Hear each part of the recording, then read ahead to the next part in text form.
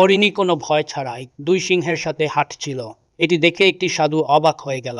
তিনি জিজ্ঞাসা করলেন, তোমার কি এই বিপজ্জনক জন্তুগুলোকে দেখে ভয় লাগে না? হরিণী হেসে উত্তর দিল, কয়েক বছর আগে একটি সিংহীর মৃত্যু হয়েছিল। তার দুটি ছোট ছোট সন্তান ক্ষুধার্ত এবং তৃষ্ণার্ত হয়ে এদিক ওদিক ঘুরছিল। তাদের প্রতি আমার করুণা হয়েছিল এবং আমি তাদের আমার সন্তানদের মতো দুধ খাইয়েছিলাম।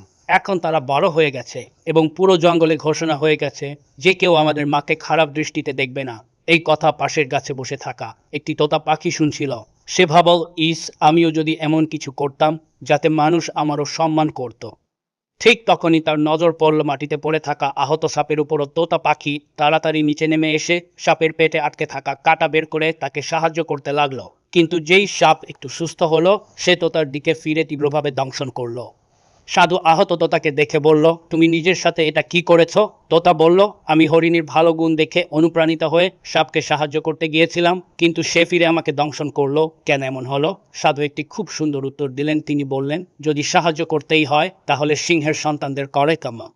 বিষাক্ত প্রকৃতির লোকেদের করলে এমনই ফলাফল হবে। সাহায্য করো তাদের যারা তোমার সাহায্যের মূল্যায়ন করবে, অন্যথায় তোমার উপকারও মানুষ দুর্বলতা হিসেবে মনে করবে।